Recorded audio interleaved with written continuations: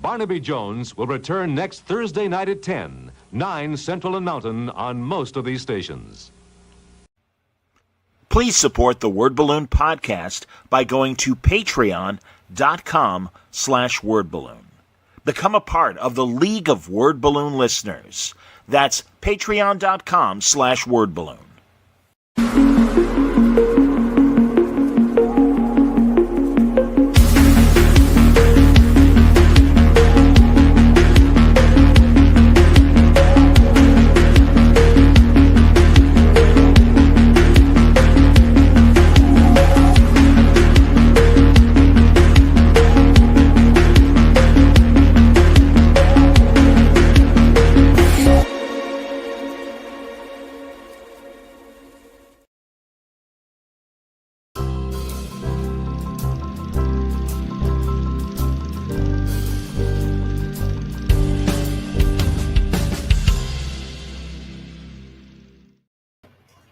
Welcome back, everybody. It's time again for Word Balloon, the comic book conversation show. John Suntra's solo tonight. I tried to round up the usual suspects to see if we could do a scene missing about our subject tonight. Sadly, everybody's busy. But next Thursday, we will readdress this wonderful subject. We lost a great one this week, everybody. You all know, you've likely seen the headlines. I've seen the tributes on social media, and rightfully so. The passing of the great Gene Hackman and his wife under some unclear circumstances right now. And I don't want to get into the circumstances of his death. It's a shame. God, he was, in his early 90s. And I guess we'll see, by next Thursday when I'm going to reconvene Scene Missing and talk more about Gene Hackman to see if there are more details. But what a life, what a career. And I want to focus on the positive stuff, as I'm sure we all do. We were all sad a while ago when Hackman decided to retire from movies. God, it's almost been 20 years. It's been 21 years since his last movie, which is one of my favorite Hackman movies and kind of a guilty pleasure. And I'm going to talk about some obvious films, and I want you to jump in the chat and give me some of your favorite movies as well. And White Nova said, "Hey, glad you're doing this, John. He was great. I extremely miss his performances, and says his performance in Unforgiven was incredible. Absolutely, man." Jiku Riho is also on, and of course has one of the great lines from Superman, Otisburg. It's just a little piece of land, Mr. Luthor. Of course, listen, Lex Luthor. A signature performance, a great way to look at Luthor beyond what we got in comics. Kind of in the same way that Downey kind of reinterpreted Tony Stark for us in the Marvel movies. And it really was a blip as far as Hackman's performance as Luthor. Although I suppose Kevin Spacey in some ways kind of tried to echo Gene's performance in Superman Returns with his Lex Luthor, and certainly another Luthor that was after real estate, for what it's worth. I didn't mind Spacey's performance, but can't hold a candle those first two Superman movies. I'll forgive him for 4. Everybody wanted to make money. That's okay. And honestly, I haven't read them yet, but I guess John Cryer has been on Blue Sky and really saying nice things and great stories about working with Gene on Superman 4, The Quest for Peace. So that'll be cool. But it's listen, it's still a great loss, man. And what a career. As I said on X earlier, I hate calling it X. To me, it's Twitter. It'll always be Twitter. But my friend Mike North gave up like a top 5 list of movies. And it's like, this guy's career, truly, not only movies, but also some television as well. You could spend probably 2 days doing all the great Gene Hackman movies and stuff. And it's funny. Ephraim is asking me, what is my favorite Hackman film? Well, I've got a list, man. I can't nail just one. And Jiku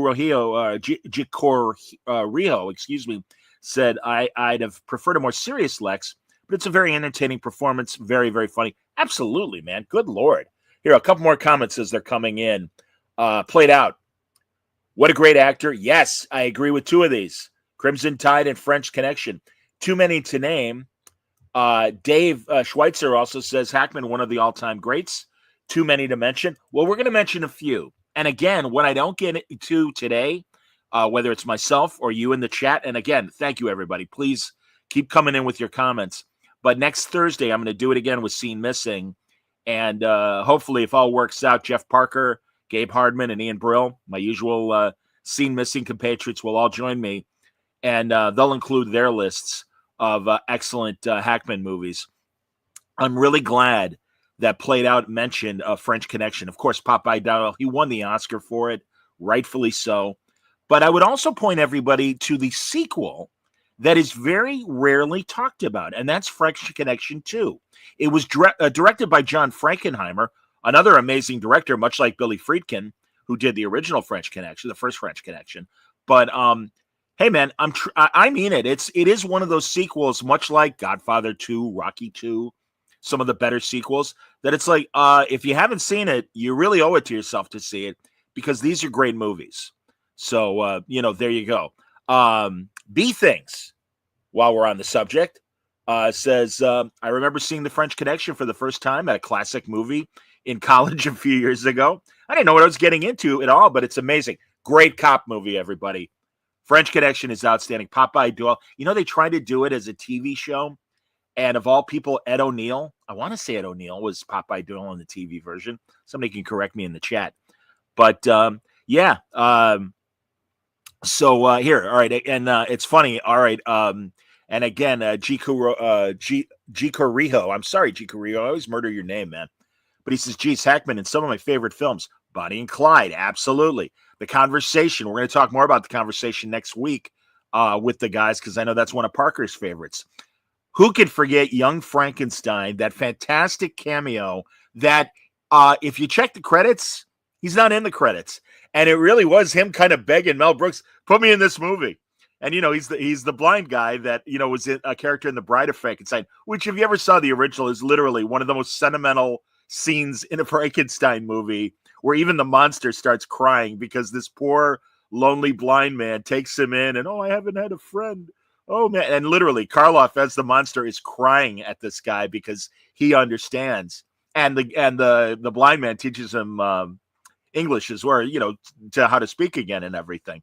But yeah, I mean, come on, Hackman's parody of that. Outstanding. So, again, a good callback for the line. Wait, I was going to make espresso when he leaves. And of course, cigars, where he lights Peter Boyle's thumb on fire. Good stuff, man. Good stuff. I got to tell you, man, Chico Rujillo, again, he's kind of calling back some of my favorites. He said, I always secretly wished he'd do another film before he passed. But even if his last film was Welcome to Mooseport, that doesn't diminish his excellent career at all. Rest in peace. If I may, Welcome to Mooseport, to me, is a guilty pleasure. It is not a great movie, but I think it's a cute movie. And Ray Romano, who I love, that runs against him. Hackman is a former president. He's living in this quiet little town. He's going to enjoy his retirement. The city fathers are like, we need a mayor. Would you like to run for mayor? And he's like, yes. And Maura Tierney plays the romantic interest to Ray Romano. And Ray suddenly finds himself as the local handyman running against the former president for the mayor of Mooseport. I think it's funny. I think it's very funny. And I'm not ashamed to say it. And I'm a big Ray Romano fan. I see Stanley saying, don't like Ray Romano. Well, we're not talking about Ray Romano. We're talking about Gene Hackman.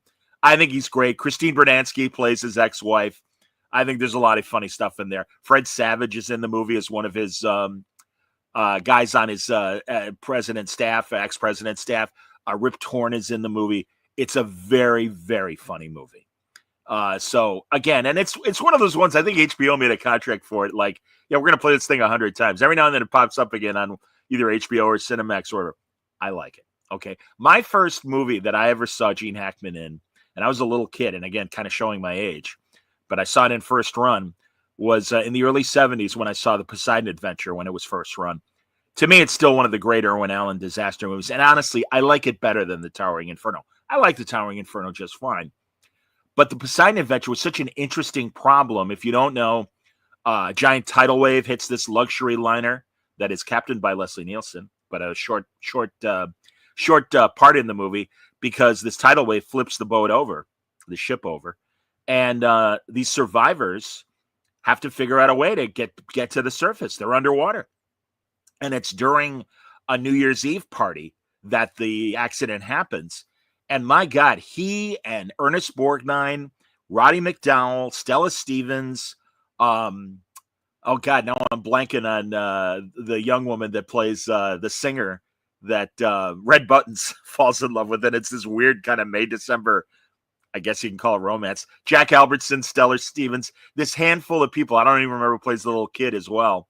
But the woman who played Nancy Drew is in the movie as well. But listen, these are it's a great, like, how does this small group solve this problem? And Hackman plays a minister that's on the ship, and you see him give a Sunday service before the disaster. But he's like the leader of this group. And I remember in college, I was a communications major, and we had small group communications classes. And our teachers, like, this movie is a great example of the dynamics in a small group, that you have a leader, you've got a central negative figure. So the leader was Hackman. The central negative figure was Ernest Borgnine, who kind of questions the leader's thoughts and decisions. Preacher, I don't know if you know what you're doing. But Roddy McDowell is great. There are these lieutenants in the small group as well. And it really made me appreciate the film even more after originally seeing it. If you've never seen it, it's like Soylent Green, where I don't want you to blow it up. Or I know the ship flips over, and I know the movie. I don't need to see the movie. See the movie. There are incredible performances. Shelley Winters is outstanding in this movie, and along with the disaster, there's these wonderful moments of comedy throughout the film, and really, just the relationships are great, and it's amazing. So I absolutely recommend, if you've never seen the Poseidon Adventure, to check it out. It's outstanding. Hackman won 2 Oscars, and he won 2 British awards, and I forget how many Golden Globes over the years, but really, really great stuff. My buddy Michael Stratford wants to point out A Sleeper is the Package with Hackman and Tommy Lee Jones, directed by Andrew Davis. Never saw it, but I will take your word for it, Mike, and I will make sure that that's on my list for future Hackman films to watch. Again, there are so many to see. And also, post-film retirement, he wrote 3 novels. And they're historic fictional novels. One is a sea adventure taking place in the 1800s. One is a Civil War prison story about that prison Andersonville. And the final one was a crime depression story set in Danville, Illinois, downstate Illinois, where he grew up. He was born in California, but then his father moved the family to Danville. Danville, also well known for the birthplace of Dick Van Dyke and Jerry Van Dyke, and also my good friend, my friend, the sports writer, John Saraceno, who had a great career at USA Today. But yeah, so I'm even more curious to see that. I didn't know he grew up in Danville, but yeah, his dad was in the newspaper business. So pretty neat stuff. I'm going to get back to the chat, but right now I want to talk about some of my favorite movies. Again, Poseidon Adventure right there. First time I ever saw him, immediately fell in love with him. Now, he's a hero in that movie, but he also had some really interesting moments as a villain. And we know in the later years, so of course, Luther, but even other movies as well, where he plays the bad guy, like Unforgiven, of course, amazing performance in Unforgiven, things like that. But there's an early, and it's on YouTube, and you can check it out. Before Burt Reynolds' movie career, he had 2 TV shows that only lasted a season each and then moved on. One was Dan August, and that was the more famous one, and it's a cop show.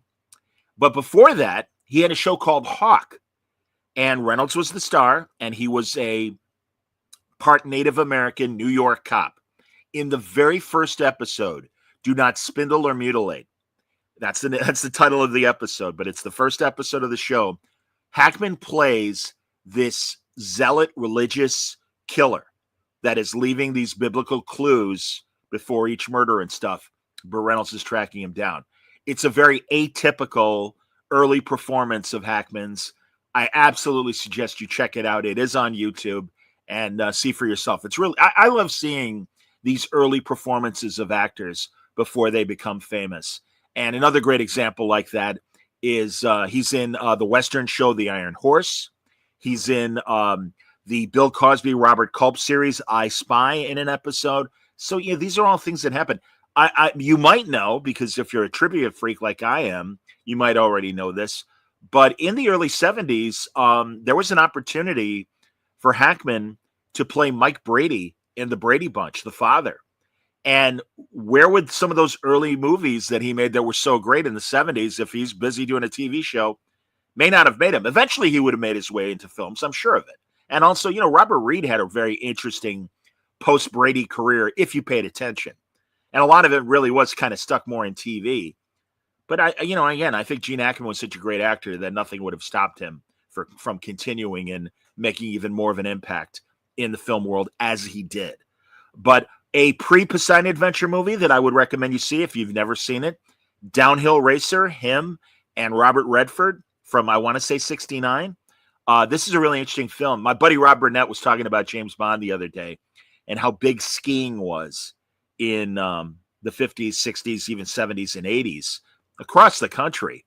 And this was made around the time of the Olympics and stuff, maybe between two Olympiads of 68 and 72. Great movie. Can't recommend it enough. Excellent, excellent movie. So make sure you check that out. I guess Stanley asks, could he have been good in The Graduate?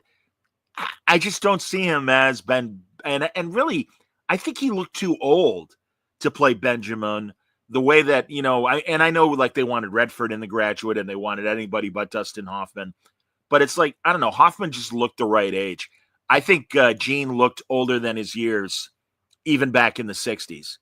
So, that's my comment about that possibility. But another great movie to consider if you've never seen it. I'm a big fan of what they call neo-noirs.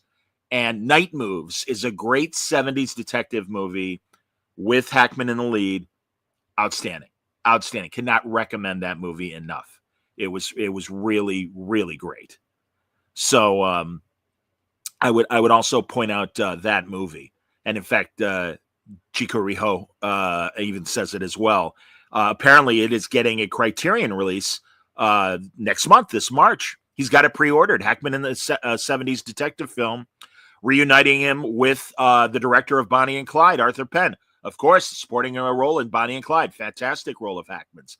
Another interesting movie to watch, and either watch it straight or watch the Mystery Science Theater 3000, them watching the movie and cracking wise. Marooned, with James Caan and Gregory Peck in Mission Control and David Jensen. And it's a great astronaut movie where something goes wrong and the space castle, while it's in orbit, is marooned. And Hackman, it's such an atypical role for Hackman because he plays one of the astronauts who starts to crack under the pressure, and really badly.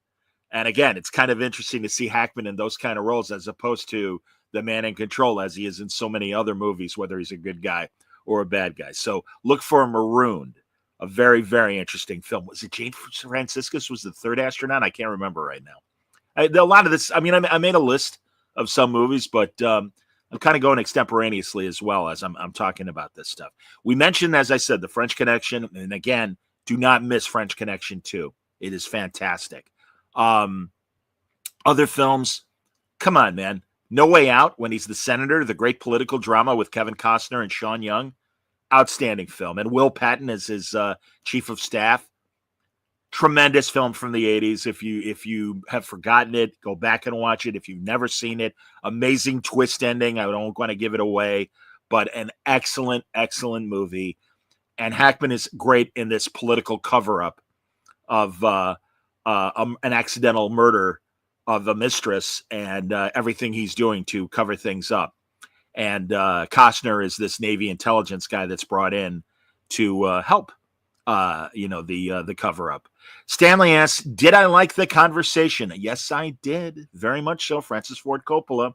Kind of one of those movies that if you don't know your film buff knowledge, kind of falls through the cracks between Godfather and The Cotton Club and some other movies. Fantastic movie. One of the 4 or 5 movies that John Cazale made before he passed away young. But excellent, excellent movie about surveillance. And really, really another interesting film where he is a wiretap expert and stumbles on something he shouldn't have listened to. G. Rojo mentions the David Mamet film Heist. I'm okay with Heist. I'm not. I got to be honest. It's not one of my favorites. It just felt. You know how David Mamet, some of his dialogue is very deliberate. That's how I would describe Heist. But that's, what can I tell you? That's me. How about The Firm? My God, man. Tom Cruise's mentor in the law firm and kind of a guy with questionable morals, if you will.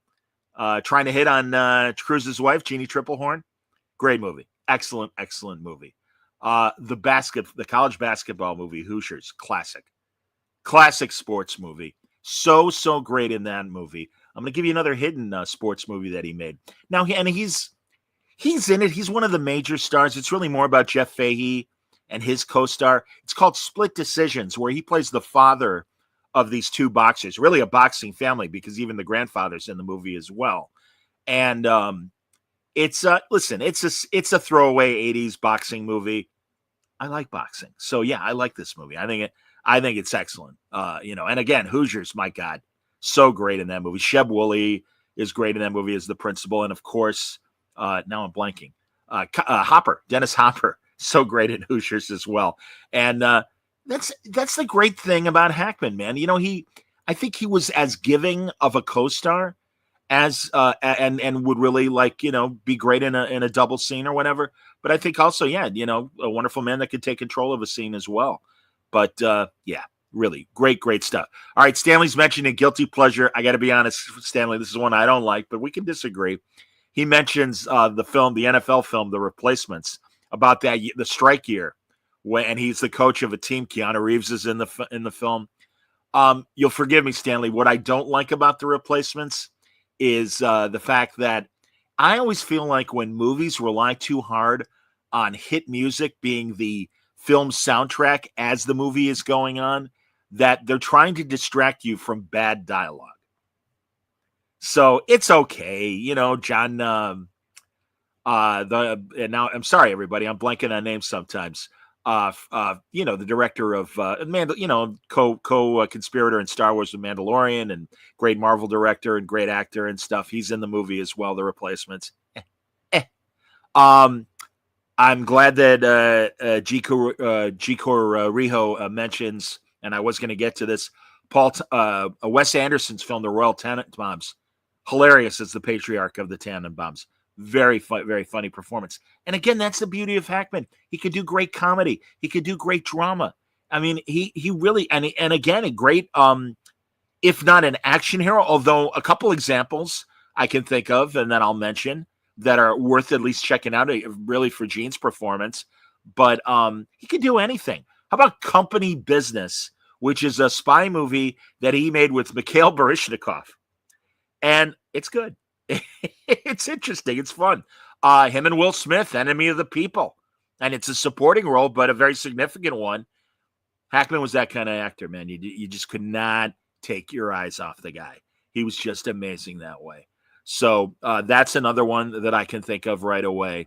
Let's see. What else can I tell you? Also, Crimson Tide, outstanding submarine movie. Him and Denzel going at it. Do we or do we not release the nuclear weapons when we have a partial notice from the military and we're in hot water? It's in a lot of ways kind of the bookend of the Hunt for Red October, if you've never seen it. But it's outstanding. Warren, I beat you to it. Warren Drummond goes, Enemy of the State. Just beat you to it, Warren. I mentioned it earlier. Outstanding film. Excellent film. But yeah, Crimson Tide. He's so great in that movie. And again, I love that movie. I love when that movie ends. And the Navy kind of telling Denzel, hey, guess what? Yeah, you were right, but you went against your captain. Totally against naval rules and all that stuff. Very great. That's just one. Anytime there's a military tribunal, Caine Mutiny, Crimson Tide, Court Martial of Billy Mitchell, you have my attention. And really, Crimson Tide is a fantastic movie on so many levels. And Jon Favreau, by the way, is who I couldn't think of earlier, like an idiot.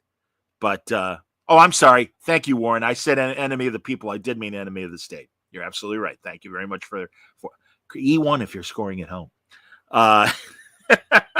And really, and especially now, things have not getting better, and certainly with the way that the NSA and the government operates, enemy of the state, still a pretty timely movie when you think about it, even though it's more than 10 years old now and stuff.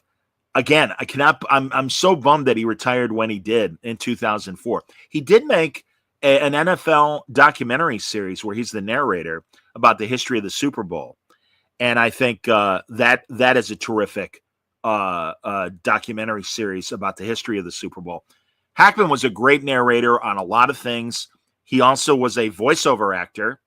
He was the voice of United Airlines for a lot of their commercials in the 90s and in the 2000s. Good for him picking up the extra check. Why not? Harvey Picar's Ghost says yes, and he's right about this, that Quentin Tarantino got an uncredited rewrite for Crimson Tide, but I do know that. I believe he was responsible for the Silver Surfer, Jack Kirby or Mobius conversation in Crimson Tide. Yeah, I agree with Warren. Warren says he was great even in Narrow Margin. Am I right? Narrow Margin was the train suspense movie. And I want to say, yeah, Company Business was the Baryshnikov spy movie that he made. No. Great stuff. Everyone's doing a great job pulling up these great examples and stuff. What can I say? I'm a big fan. Again, Lex Luthor, come on. You can't take it away from him. Hell, he was so important in that film. He and Brando were names above the title, not Christopher Reeve. Marlon Brando, Gene Hackman, Superman, then Christopher Reeve. Great stuff. Lex Luthor, the greatest mind of our century. And of course, all about the real estate deals, Australia. So Harvey Picar, also a fan of French Connection 2, says very underrated. Lots of people never even heard of it. Yeah, it is strange, isn't it, Harvey, that even though people obviously acknowledge and love the first French Connection movie, French Connection 2 is another great police, procedural film with him as Popeye Doyle. And it's John Frankenheimer directing, and he certainly knew his way around an action and suspense movie. So, no, I'm with you, man. Absolutely. But it is weird that it doesn't pop up more on streamers or on, cable, if you still do cable and everything. Very strange, because it is. It's a great movie. Excellent stuff, man. Yeah. Any other thoughts, everybody? Otherwise, this might be a short one. Again, we're gonna get more into this next week with Scene Missing and when my people come back. But Parker and the rest. But this is interesting, Mike. I'm really glad you said this. Mike Stratford says his appearance on Inside the Actor's Studio is very moving. He wasn't comfortable, especially when he talked about his father, but he was so compelling in conversation. All right. G. Kurohio also says, Riho, says The Quick and the Dead, the Sharon Stone Western where he's the bad guy. Sure. Why not? Absolutely. By the way, another where I think he had a great performance, but now it's, I guess in today's politics and even really when the movie was coming out was kind of problematic, but I think his performance is great. Mississippi Burning, about the sad times during the civil rights movement when things were so horrible in Mississippi specifically. You could tell from the title what's happening in the movie. But he's amazing as the FBI guy that works with Willem Dafoe. And he's kind of the old school, kind of Hooverman FBI guy. Dafoe is more of a JFK new guy in the FBI. And I do remember him being on Nightline discussing the film. And there were a couple historians that kind of had a problem with the film and said, you make it sound like the new breed of the FBI, and also there wasn't enough representation in the film of the black civil rights people that were sacrificing their lives and working really hard to change things. And he said, you're really making a lot of these kind of hard ass Hoover guys the heroes in this movie. And I remember this on Nightline. He literally is like, you're right, and I kind of apologize for the tone of the movie, which blew me away. And it's like, that's, again, why I have nothing but respect for Hackman, his body of work, and what he brought to so many projects. Just an incredible man, an incredible career. I'm sorry he retired when he did, and especially going out on Welcome to Mooseport. Again, I think it's funny. We didn't mention Birdcage. fantastic film. Remake of La Cage aux Folles, the great French story. But I think he represented his part quite well with him and Diane Wiest as Ally McBeal's mother and father, and playing against Robin Williams and Nathan Lane. Really, really great. Again, great in comedies. What's that movie, Heartbreakers, with Sigourney Weaver and Jennifer Love Hewitt? And he's he's a tobacco, I believe, billionaire. And oh my God, they totally make his face look like, a guy that has been smoking far too long. It's disgusting, the makeup that is on him. But he's, and constantly hacking, coughing because of the cigarettes. But Sigourney Weaver's trying to bilk him out of his millions and stuff. Really, really, really great stuff. Thank you, Warren. There you go. There's a great one that I did want to mention that I will confess I have not seen yet. Everyone I know, and I will include Warren in this, whose movie opinions I always recommend, respect. And it's like, I got to make time for it. And that's the great movie Scarecrow with Al Pacino. And they're two drifters. It's in the early 70s. And it gets a lot of love from a lot of film fans. And I got to make my time to make sure that I see that movie. And I'm sure now that he has passed, I bet a lot of the streamers and a lot of the cable stations will suddenly we'll see a lot more Gene Hackman movies coming up. What a shame, man. Again, I don't know what the circumstances are with his passing, but I guess we'll find out in the days ahead. I mean, it might have been gas asphyxiation. They are investigating that, and the police feel that the circumstances of his death are problematic enough to do a full investigation. I guess we'll find out. Yeah, Rudy again brings up Young Frankenstein, one of the best performances for the amount of time he's in it. Yeah. Again, great story, man. He wanted to be in the movie no matter what. So really good stuff. But just some initial thoughts about the passing of one of the greats, one of the Hollywood greats. It's always sad when these guys go. And again, he was in his 90s, so it was, likely that sooner or later we would be hearing this sad news. Although you never know with life expectancy these days and longevity. But no, Hackman was exceptional, and thankfully we got a body of movies that were so amazing. Yeah, I didn't even realize, but the guys were making fun. James Blunt said Hackman, and yes, that's right. That's from the South Park parody. Yeah, I had forgotten about that, and yeah, that's pretty funny. That's good stuff as well. So again, and had a good sense of humor about himself as well. So great stuff, really excellent stuff, and a great performer. Word balloon is. Sorry, everybody. I got the my trembling hands every now and then hits the mouse when it shouldn't, just like it did right there. But no, great movie. Harvey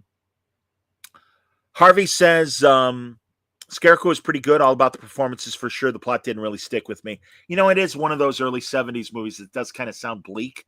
And maybe, I don't know about the rest of you. I have trouble with bleak movies in these troubled times. I need more escapism than I do heavy doses of reality. But that's the beauty of a lot of those 70s movies.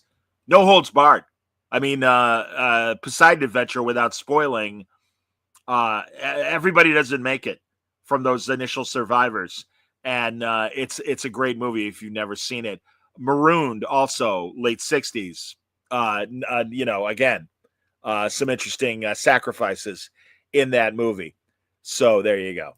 But all right, I'm going to wrap up. But listen, everybody, I really appreciate everybody showing up live, contributing to the conversation. If you're just joining, I happen to see the number tick up a little bit now. Make sure you rewind and watch the rest of this.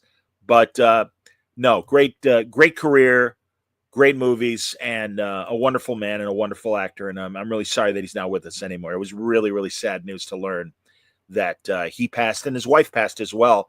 His second wife, who was an accomplished classical pianist, and a couple decades his junior, but they were together for a very, very long time. So I was really sorry to hear that. But we're going to readdress this subject next week on Scene Missing with the usual suspects, Parker and Jeff Parker, Gabriel Hardman, Ian Brill. We'll see who else passed. Yeah, sorry, everybody. I shame on me. Not only did Hackman and his wife, but his dog also passed away from the asphyxiation in the house. I guess we'll find out more next week. We'll see what the deal is. But did I say Hardman or Hartman instead of Hardman? I apologize. One of my best friends in comics. What the hell am I talking about? Tomorrow on Word Balloon, really excited to welcome back one of my good favorites. And so much of my favorites that right now I'm blanking like an idiot. I can't believe I'm doing this. Shame on me, everybody. I'm going to have to look on the pad, tell you who's coming up, because he's a great guy. And let's see here. Come on, John. Shame on you. I suck, man. Sorry, everybody. Jesus Christ. Philip Kennedy Johnson, for God's sake. He is killing it on Batman and Robin for DC, the Hulk for Marvel, and recently a new World War II book that he's doing where Bucky is leading a team of 1940s heroes. And I was just talking to Lansing and Kelly about how much I enjoy their Thunderbolt works with Bucky. And I didn't realize that Philip was doing this excellent book as well at Marvel that just got started a couple months ago. So yeah, that's going to be great. And we're going to have a great conversation tomorrow night at this around the same time. So make sure you join us then. Until next time, thanks for watching. Thanks for listening. Stay safe, stay happy, stay healthy.